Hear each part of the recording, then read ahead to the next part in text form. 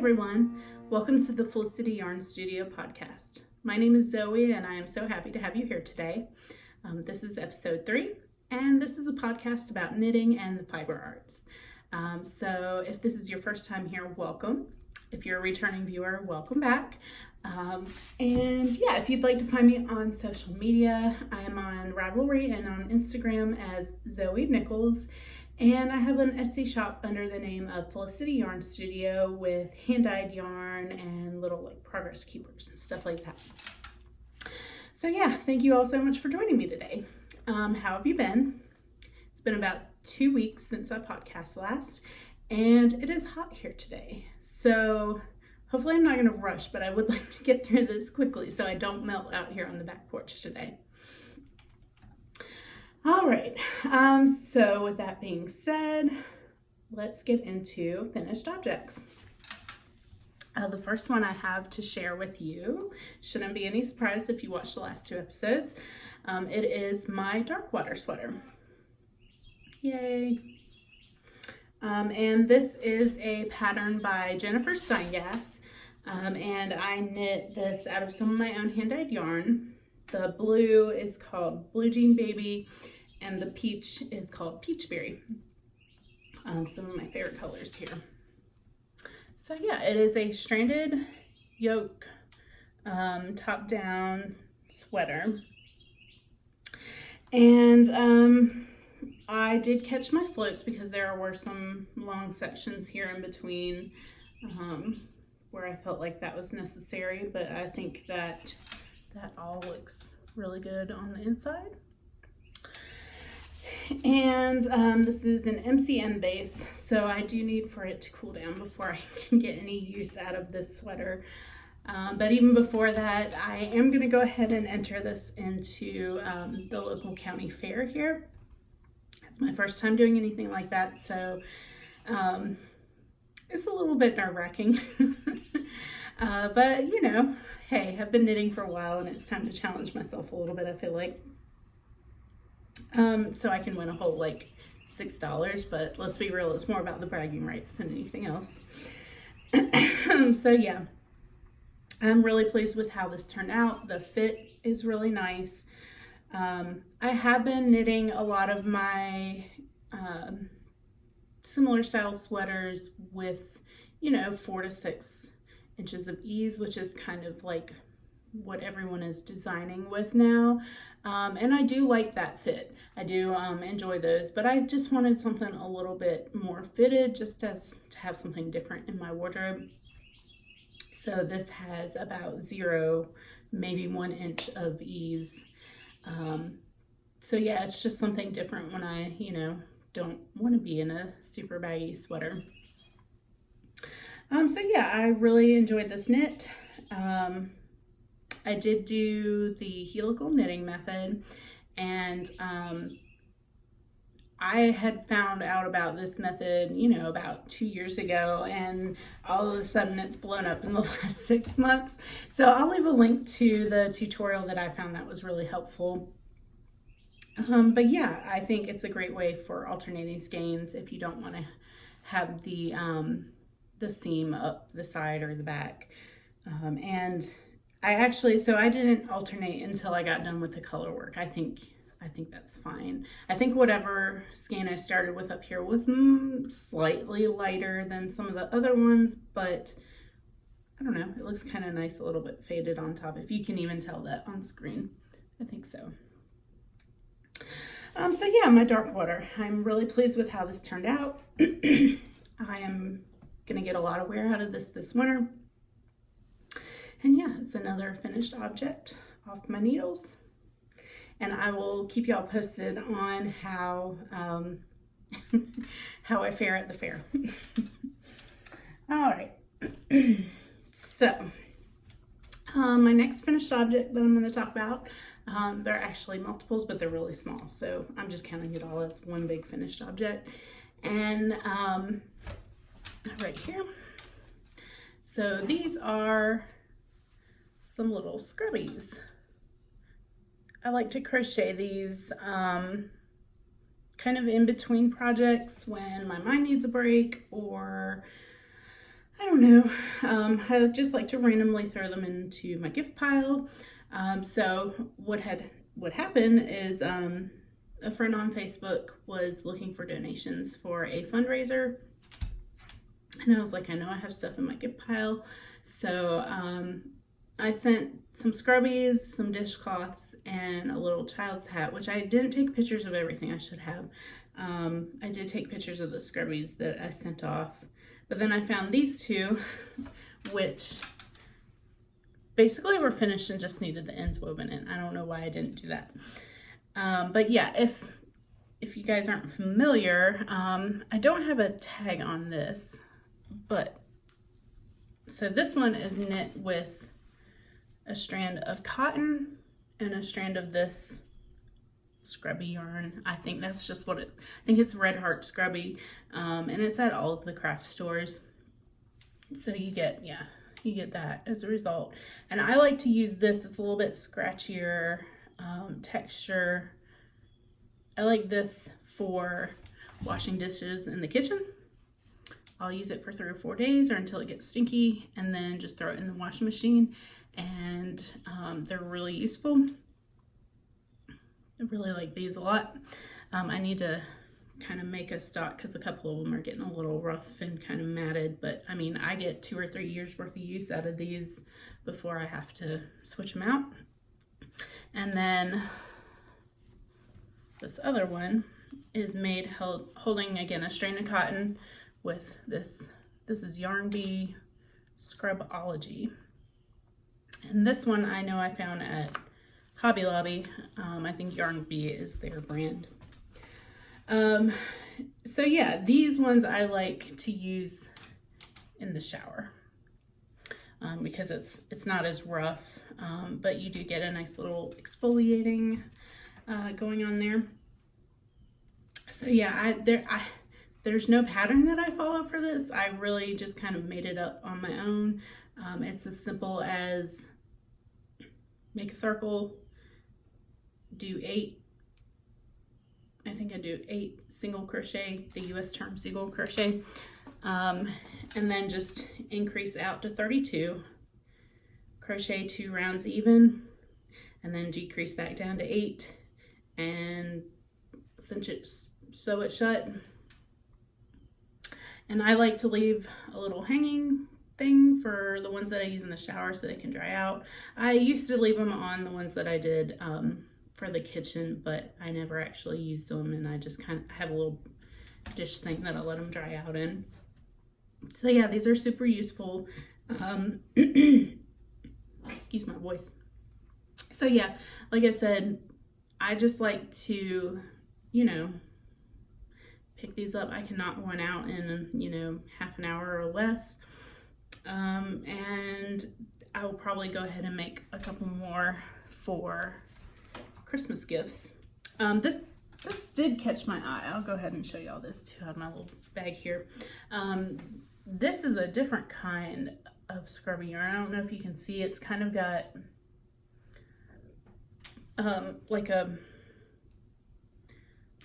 the scrubby part is kind of like a woven texture around a base. Let's see if that come through. So yeah, I didn't feel like this one cleaned as well with the one that I've made, but so I didn't really use it a whole lot. But I pulled it out again recently and it was doing a little bit better, so maybe it was just me. I don't know. Yeah, so if you're looking for something really quick and easy, I'm sure there's other patterns out there too. So that's my scrubbies. All right, so that's it for finished objects. So that leaves us next with whips. And I have been trying really hard recently to clear some of my whips out because there's a lot of stuff that I have been itching to cast on, but I've been also feeling really overwhelmed with the amount of works in progress that I have constantly surrounding me, which again is a problem of my own making, but yeah, I'm trying to get a little bit better. So I will start with my socks. These are the Vanilla Spice socks, and they're living in my little Woodsy and Wild bag. It's got mermaids on it. Yay. So last time I talked about these on episode 1, and I only had the like leg done on one of them. So what I did is I went on ahead and I split my skein into 2 balls. So now I have, this is really hard to juggle, 2 balls. That's what she said. I'm so sorry. Okay, I have 2 legs now, and you can see the faux cable seam running down the leg there. That goes down the back of the leg, and I've done the heel flap on this first one here. So yeah, you can see that detail runs, well, my stitch progress keeper's in the way. Yeah, so that detail runs all the way down into the heel flap. So my plan is to go ahead and do the heel flap on the next one, then do the turn the heel, pick up for the gussets. Obviously that's how you make a sock. And yeah, I'd like to go ahead and get past all of that kind of tedious stuff so I can throw these back into the truck and have them as my travel knitting, because I think from past all of that, it's just a straight vanilla sock, and I should be able to knock that out in no time. I may even just like leave one in the truck, leave one in the house for when I want to work on it. So yeah, that's my Vanilla Spice socks. Again, this is I don't know where my brain's at today. This is a pattern by Woolfield Studios. Her name is Nicole, and she actually sent me this yarn in a formal fiber share package, and the bag actually came from Shannon of Woodsy and Wild and another former fiber share swap. So yeah, I'm really pleased with how these are turning out. Like I said, I knocked out that entire other leg in like 2 or 3 days, once I actually just sat down and did the, you know, splitting and whatnot. So I'm really pleased with how these are working out. I am knitting them on 9-inch circulars. These are high sharps in size 1, 2.25 millimeter. I have a relatively large lady's foot, so I always have to do the 72 stitch size. So I'm really pleased with how these are working up, and maybe they'll be finished by next episode. We'll see. One last little peek. All right, so yeah, those are relatively pain-free. So since I mentioned that, I'll go ahead and talk about my problem child here. Okay. This is my Stalactite sweater living in my fringe field bag, which it's clearly outgrowing this bag. But I don't really have anything bigger to put it in, so I don't know. It doesn't really matter because I'm gonna have to rip back on this thing. I will show you what I mean. But first I'm gonna fix my chair. I don't know why I continually slide to the left over here whenever I'm recording. It's really weird. Okay, and I'm like sweating out here.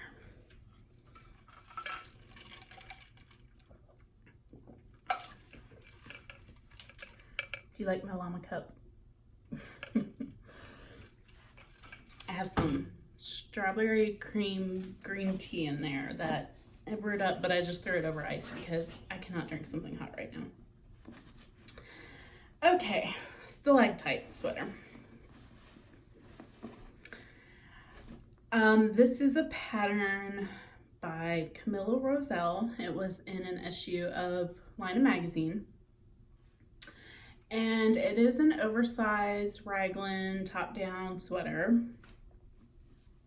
Again, I talked about it pretty at length on the first episode. And yeah, I did a gauge swatch. However,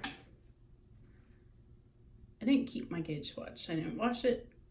I frogged it so I would have the yarn for my sweater, because I'm a bad knitter.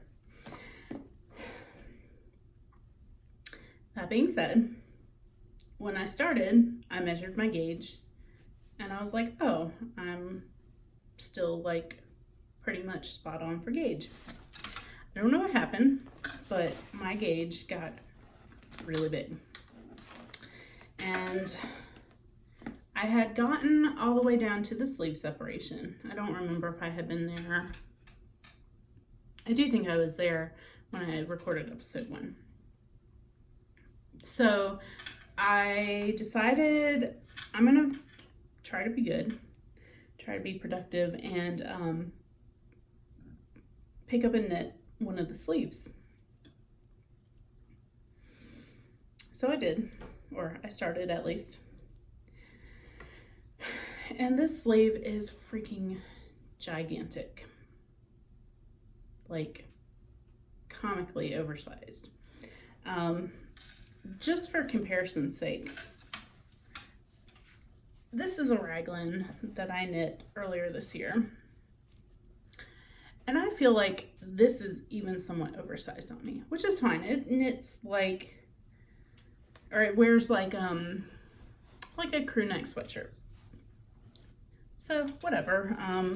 Again, I've been feeling more like I want fitted, not super fitted sweaters, but also I don't want every sweater that I knit to be super baggy. So just for comparison's sake, this sleeve, how can I do this? Now, one thing to consider, this does not have a neckband yet. So I would expect it to kind of pull in a little bit more, but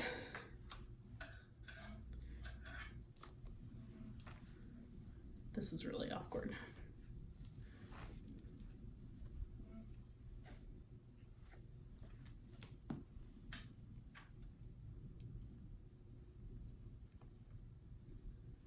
If you can even see, like, it's just at least 6 inches bigger around circumference wise, and the raglan comes down at least 2 inches farther than where the speckled one that I've already knit is. Let me get this out there.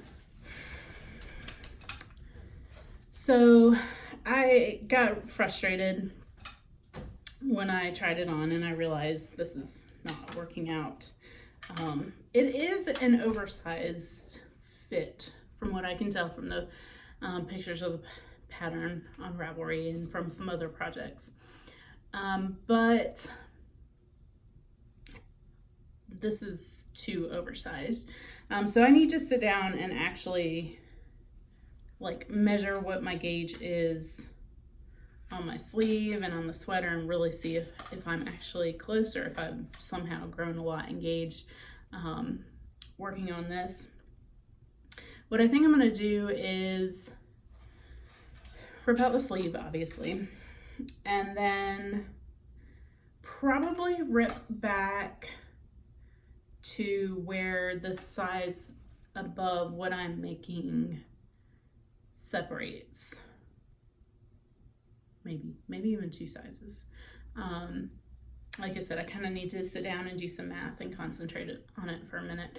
What I also think I want to do is go ahead and pick up the neckline and go ahead and knit that so I can really get a better feel for how it's going to truly fit once everything is together. Sorry, I have a cat out here. Ollie, you can come here this time?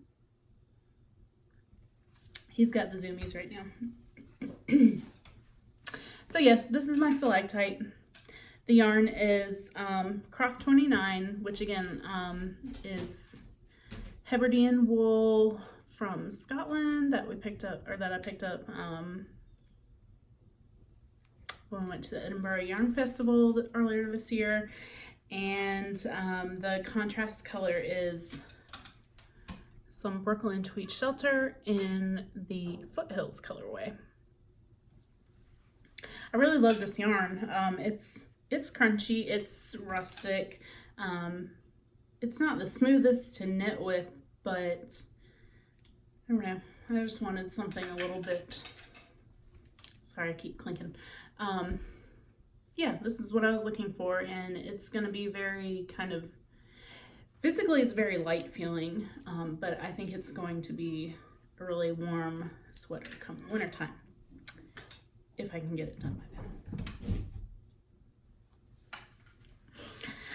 So yeah, this is going in timeout for a while until I have the brain space to like sit down and figure out what I'm going to do with that.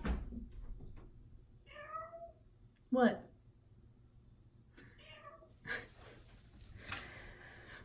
I'm sorry for all the distractions. Also, I put out bird seed in the bird feeder, so I keep seeing birds fly by, and that's, if you hear any chirping, that's probably where that's coming from. So yeah, like I said, this is kind of going in hibernation until I really feel like I have the mental space to figure out what I'm going to do with it. Stalactites, otherwise, I mean, it's a well-written pattern. I do feel like it's just pretty much on me for not doing what I'm supposed to do. So do your gauge swatches, people. All right. So next, I am gonna talk about, I think I'll talk about my Jigshawl next. My Jigshawl puzzle shawl, which is patterned by Westknits, and this is living in my little freebie Lobby Anime tote that I got because I got so much yarn at their booth at EYF. I didn't buy that. Well, I did, but I didn't. Yeah, so Jigshawl. I think the last time that I showed this to you, I was finishing up this little corner here. And so that was section 1, 2, 3, 4. This is section 6. And after that, sorry, I'm tangled. I'm trying to get this, do this little itty bitty little triangle down here, triangle 7. And I was able to use up the last little bit of one of my mystery minis, and I held that with the Madelinetosh Taffy color. I think there's a little nubbin of the mystery one left, but I don't know where it is. So yeah, it was just a black and gray kind of charcoaly variegated one. And if there's another triangle this small, I may still be able to get another triangle out of it. Then the next section,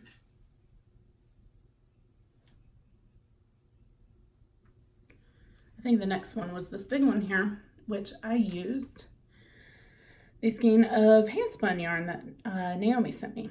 And Naomi is my sister. She also has a podcast, and that is the Yarn Curator podcast.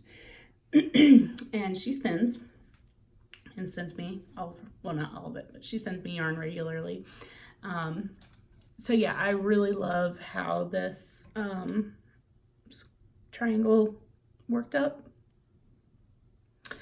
I'm really not sure what the content is, where the fiber came from. I'll ask her. I know she sent it to me. try to find the information and drop it down below. But yeah, it feels like there's some silk in it or something. I think it's really pretty. And it worked up really quickly. So that was that triangle. The next one was this little blue one here. Get that string out of the way. This one, which I held the Fiber Studio Mint with the Spun Right Round and the Sugar Pop Fizz colors. So that turned out nicely. Oh, here it is. That's the little leftover from the other square. Yeah, and then I'm losing track of what number squares or what. But the next one is this one held with some mohair, which again calls for chair adjustment again. So I've spoken about this in the last few episodes, but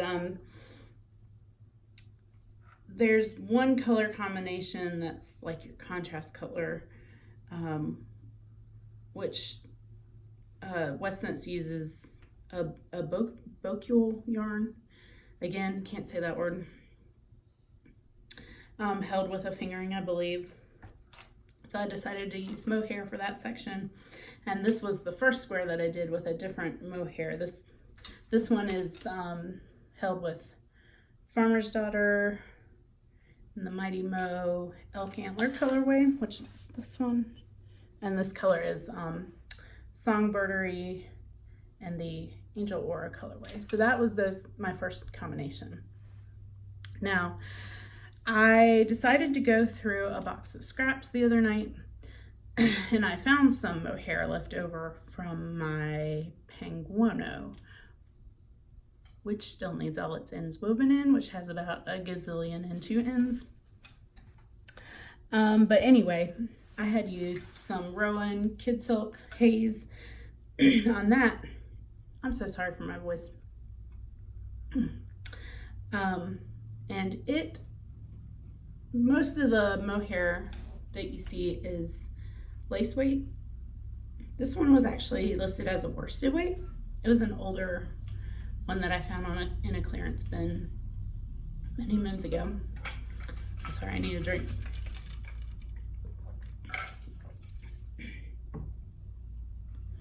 Anyway, I found a little leftover bit from when I had knit my Penguono.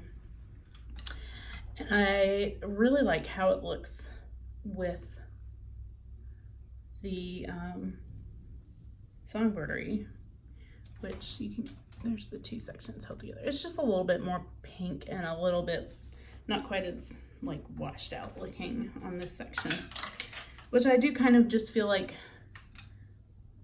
it looks a little better on screen, but I feel like that's the only section that kind of stands out a little bit. I say stands out with all the neons. But anyway, because I was using a scrap section, I wasn't really sure how much yardage I had. And you're knitting this section onto the previous triangle as you go. And I have run out. So I think what I'm gonna do is rip back a row or 2. I've taken a little bit off of the Farmer's Daughter mohair, so I'll have 2 strands of that to kind of keep the same denseness of fabric held with the strand of fingering. And I'll try to kind of like fade it in instead of just starting with the other one and have like more of a color block. I'd rather have it kind of fade in, especially since it's next to kind of these marley looking sections. So yeah, that's my Jigshawl. And again, since I kind of got to that, this requires extra work section, I kind of put this to the side. Now you know why I have so many whips. I hit a roadblock and I'm like, I'll come back to you later. But I do think I'm ready to pull this one back out and start working on it again, because when I don't hit any roadblocks, it knits up very quickly. And if you are wondering about any of the other sections or the yarns that I've used on this one, I have been listing them as I use them on my Ravelry project page, which I've left a link to in the description box. So yeah, I'm really happy with this. I really love Westknits patterns, especially his shawl patterns. I like that he thinks kind of outside the box, and his construction of anything really is just very non-traditional. So yeah, I've got a ton of his patterns in my queue, and then he's got the mystery knit along coming up for the fall. And they've been hit or miss for me in the past, though, as far as the pattern goes. Like last year's didn't really do it for me. So I tend to lurk for the first 2 or 3 weeks to see if it's something that I really want to cast on. That being said, I do have some yarn set aside just in case it is like I see it and I have to have it the very first week. So yeah, Jigshawl, lots and lots of yarns. Go check out my Ravelry page if you're interested. Okay, I think that brings us to my last work in progress for this week.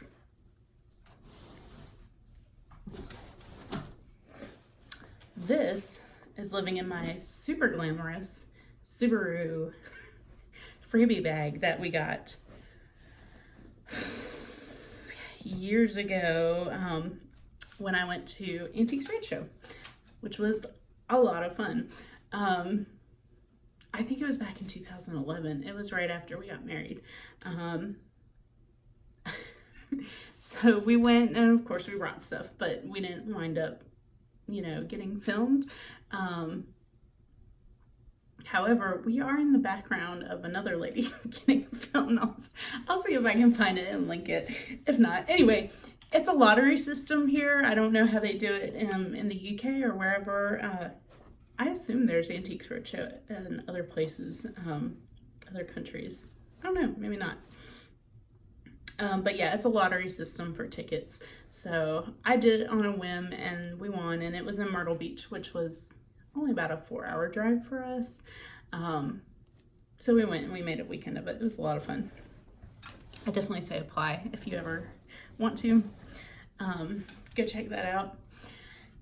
So anyway, that was that was a minor divergence there.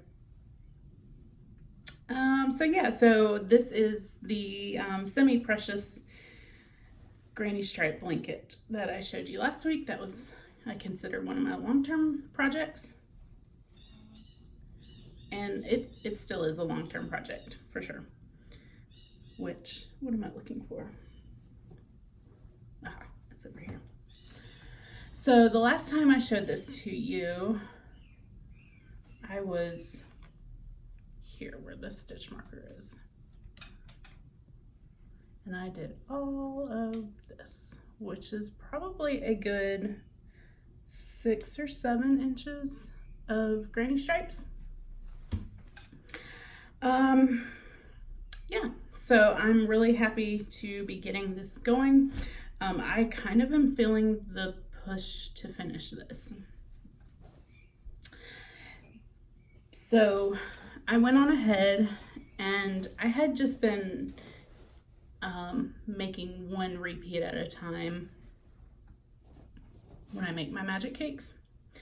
I went on ahead and did 2, so I have this like gigantic magic cake to get through. So this is about 200 grams. I have about 35 grams left of each color, which I weighed them all together, and there's a big old blue jay on the bird bath out here. Sorry, easily distracted. Yeah, 35 grams left of each color, which weighs out to about 400 grams total. So that means 3 to 4 more like repeats of all the colors. So I'm past the halfway point. So yeah, this is something that I could see myself probably finishing relatively soon. Again, it would just feel nice to have another whip kind of out of my general vicinity on the couch. I do kind of store some things in some bins away from me, but with winter coming up, of course I want another blanket. I did line my first one, my Scrappy Granny Stripe blanket, with I think I just did one row of single crochet, maybe double crochet, again US terms, around the whole thing.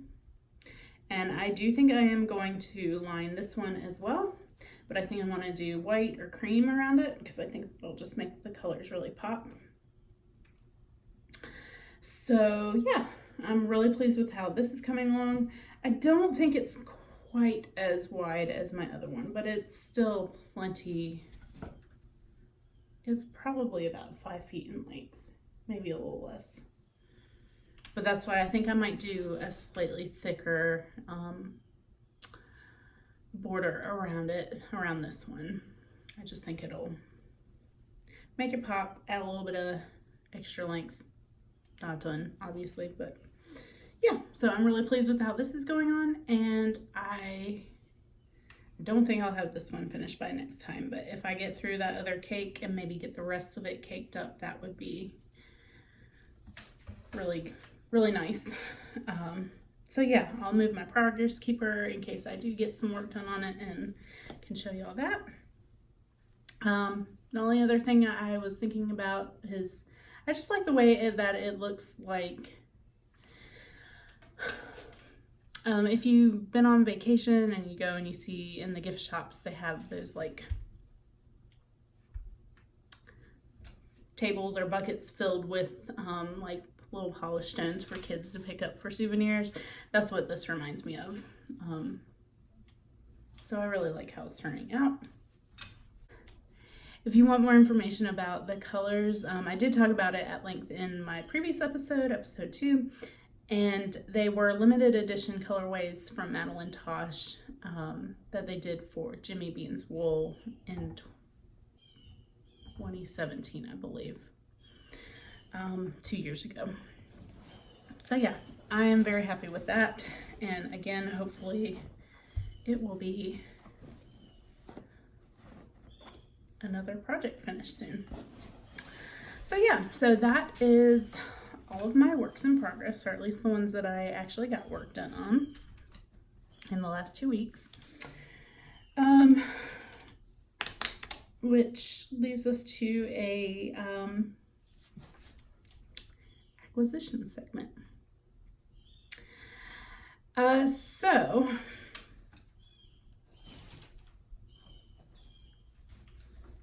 a few weeks ago, Naomi and I were texting, and again, I don't know if I mentioned, she lives in Florida. I'm in North Carolina. One of her local yarn shops was doing, every summer they do a pretty big markdown on yarn and various equipment and things. And she was like, so they have a spinning wheel that's 40% off. Now I've always said, kind of in passing, oh yeah, I want to learn how to spin one day because I want to learn how to do all of the things. Granted, I've been talking about this for a few years now.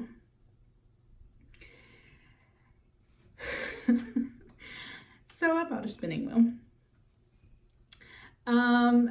If it wasn't such a crazy good deal, I probably wouldn't have jumped on it.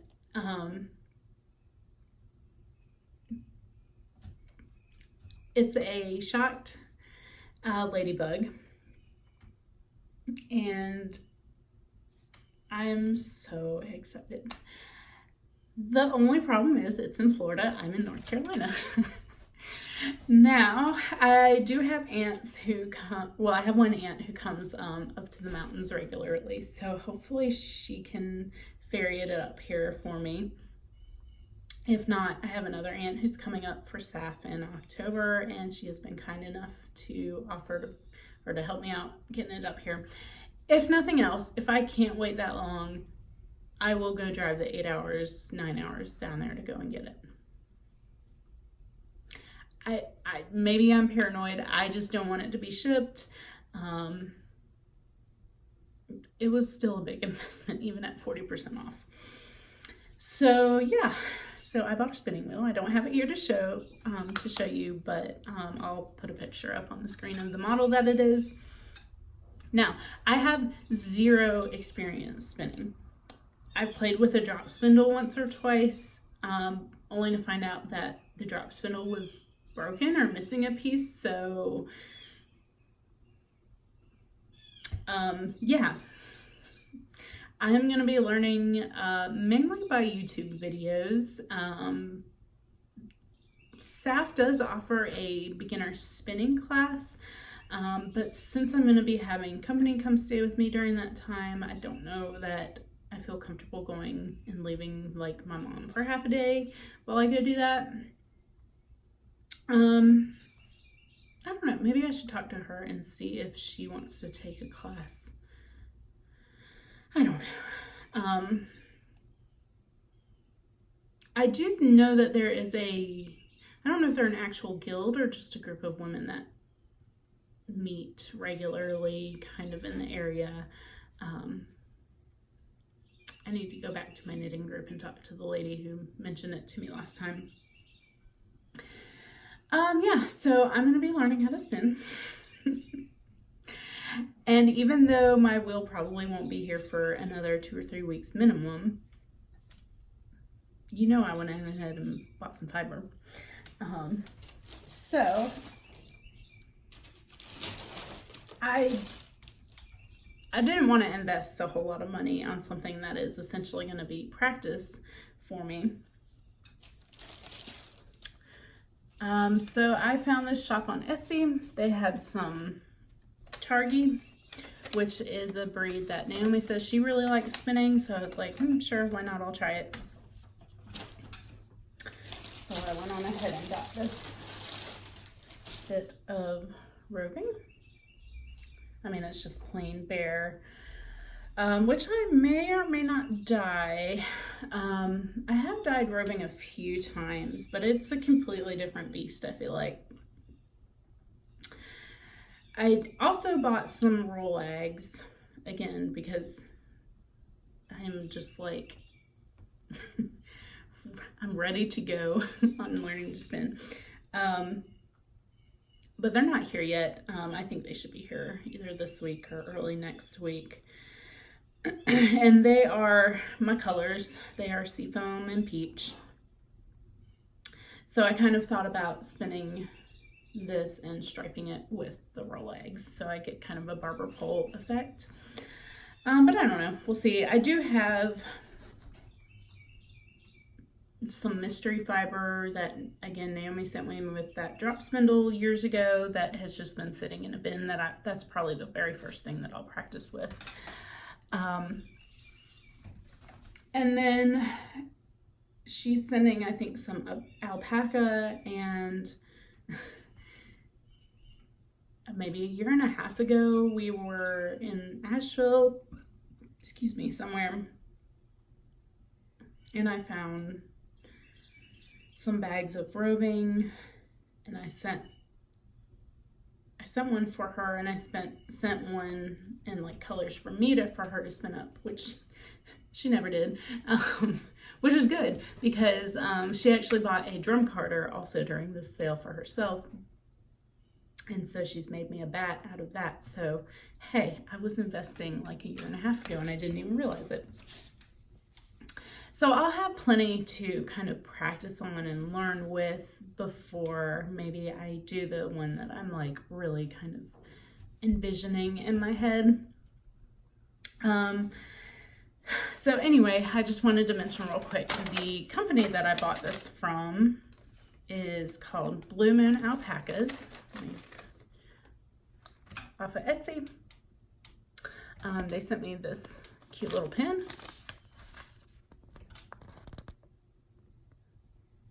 And it says, "Spinners may be twisted, but we have more fun." I wouldn't know yet. I don't really consider myself a spinner since I haven't started yet.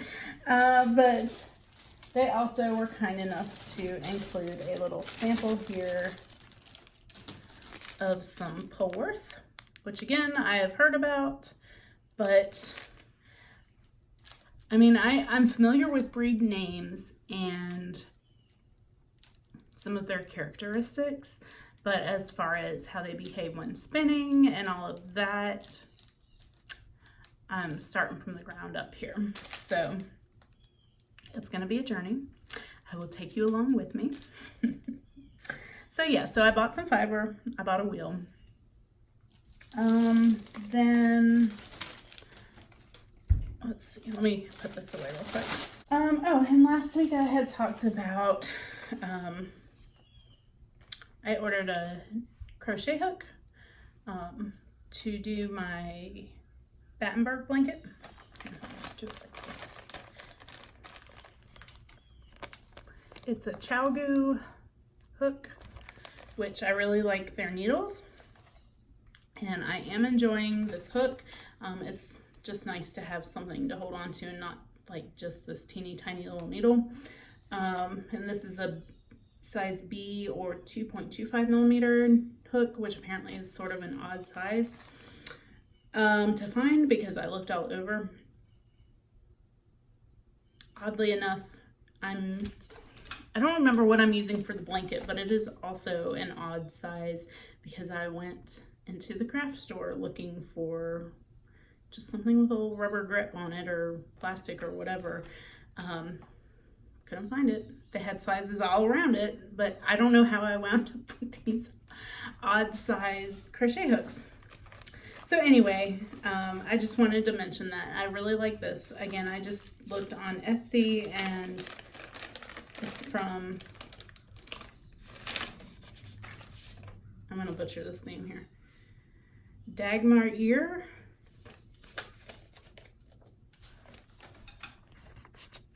I'm trying not to show off my address. But yeah, this was really lovely. They sent me a packet of some soap hand cream, or I guess, yeah, it's not really soap, but since it's hand cream, but that was very generous. They sent a nice little bag of tea and some candies, and of course those have already disappeared. But for a really inexpensive hook, that was really nice of them to send all those extras, so I just thought that I would mention them on the podcast. I could recommend them for you. So yeah, I am very happy with that. Oh, I forgot about one thing. Let me finish up acquisitions and then I'll talk about this real quick. So then, last week I was on Facebook and I saw that the place where I go to my knitting group regularly, or once a month I should say, they were doing a clear out of some books and magazines and things, and you could come and pick stuff up for a small donation. So I stopped by there and I got these two. This little magazine thing I picked up because I liked this tartan blanket on the back. And I kind of like this one too. So I haven't even like really flipped through this, but there's some cute holiday stuff too. Like, I bet my nieces would like little snowmen or reindeer things. So yeah, I figured for a couple bucks donation, why not? And then this book, The New Granny Square. I didn't actually flip through it until last night, and it was published in 2006, and it looks very 2006.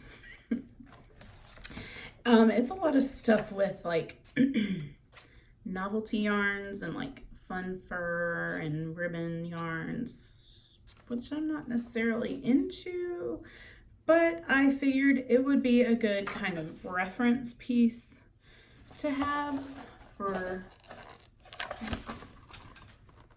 kind of expanding my crochet vocabulary and projects, you know, just because something is crocheted in eyelash yarn doesn't mean that I have to do it in eyelash yarn. And nothing wrong with that if that's what you're into. But yeah, I mean, it'll probably just go sit on the bookshelf until I find a use to flip through it. But again, for a couple dollars donation, I'm supporting a good cause, and I have a nice reference book. So that is all of my acquisitions. So the only other things that I wanted to kind of mention real quickly, I am going to do a little bit of a dyeing experiment for me. I am not set up for self-striping yarn, however, because that doesn't require it, but it's made a whole lot easier with certain pieces of equipment like a warping board and a warping mill, I think is what the other one is called. However, it can be done at home with no special equipment. So that is something, I love self-striping yarn. I've kind of fallen in love with it this year for making socks. So I wanted to make myself a skein, which this doesn't look like self-striping yarn yet because it's not. This is a giant 44-foot skein. So I set up a couple of chairs and things in the living room, and I walked laps making this ridiculously big skein. I divided it into relatively equal sections of 4 because that was just the easiest math to do, to kind of fit where or how long of a section I was thinking I would need to get the size stripes that I need. Again, there's a lot of math involved with self-striping. So yeah, so I will probably be dyeing this up for myself this week. We'll see how it goes. I don't know what colors I'm going to do or anything like that. And I just did essentially a crochet chain by hand to make this into a manageable thing to handle, because if not, it's like ridiculous. Let me see. I think it comes out this end maybe. No. I'm not gonna mess with it because oh, here we go. Yeah, so that's how wide around the skein is. So I'll let y'all know how that goes. I am not turning into a self-striping dyer anytime soon. If anything, just making this has increased my respect for them like tenfold. So that's one little dyeing adventure that I wanted to talk about. And then, oh yeah.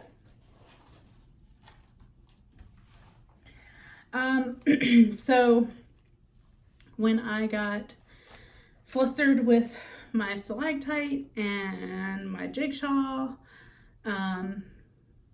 I can only crochet so long on my blanket before my arm gets sore, and the socks, sometimes that hurts my hands too. Rather than casting on a new knitting project, which I was very much tempted to do, I actually fell down the rabbit hole again on Etsy, looking at embroidery and cross stitch patterns and kits. And there's a couple that I am probably most definitely going to buy down the road, but I was like, no, Zoe, you have one definitely that I knew of already that I started over a year ago, which is this one. It's just full butterfly. So I have 3 more little flower thingies to do in the corner, and I think I put a little yellow dot in the middle of each of the flowers, and then I'm done. So I'll put a picture up of where I was before I sat down and like did all of this in a day. I don't know, it fulfilled something for me that knitting or crochet wasn't doing at the time. And this is just a little like $2 or $3 thing that I picked up at a craft store. Again, 2-3 years ago. I would like to expand on my cross stitch or embroidery skills. Excuse me.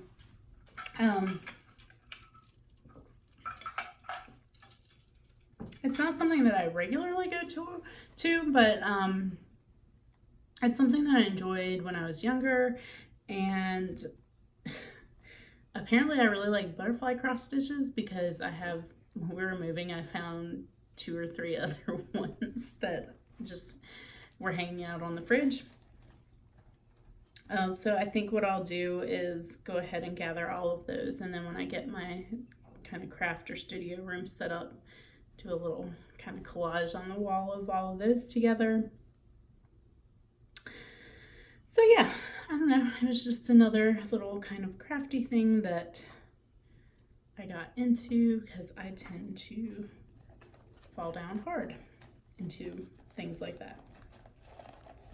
So yeah, I think that does it for all of my kind of whips and bows and hose and things. As far as non-knitting things, let's see, we have still been watching my Crazy Ex-Girlfriend, and what else did we started that show on Amazon called Carnival Row, which is kind of like an alternate reality, steampunky, Victorian-y, like fantasy show. It's interesting. It's about fairies and other kind of creatures, I guess, living with humans. I don't know, we got 3 or 4 episodes in, but then football season started this week, so we've been watching that this weekend. And yeah, one other thing I wanted to mention was some of the podcasts and things that I've been watching and listening to on YouTube. I somehow crossed paths with a very lovely girl named Susie on Instagram, and she also has a really new podcast called Elderflower Stitches. I really enjoy her aesthetic, and she does a lot of sewing and things, so that's really inspiring to see. We just kind of clicked online, so it's always nice to make friends from afar. On the other end of the spectrum, I've been watching Chevyrell Makes. Her podcast is hilarious, and I just really enjoy someone who doesn't take themselves super seriously all the time. Yeah, and that's about all that I can think of off the top of my head as far as podcasts go. So go ahead and check those out. But I've still been listening to the Ologies podcast and really enjoying that. Again, if you have any like audiobook recommendations, I am always open to that. And I think that's about it. Again, the fair is in a few weeks, and SAF is in about a month and a half, about 4 or 5 weeks, more like 5 or 6 weeks. But anyway, I can't really think of anything else, so I feel like I'm just rambling at this point. So yeah, that's just about it. Thank you guys so much for joining. I should be back in a few weeks with some more knitting content. Might put up some vlogs or things in the meantime. I have everything that I need to hang the hex puffs, and I know I've been talking about them since day one. I just need to corner my husband into helping me hang those up one day. So in the meantime, I hope you have a wonderful day, a wonderful week, and I hope you enjoy your knitting. If not, cast on something new. I'm giving you permission. So yeah, thanks for watching. I'll see you guys soon. Bye.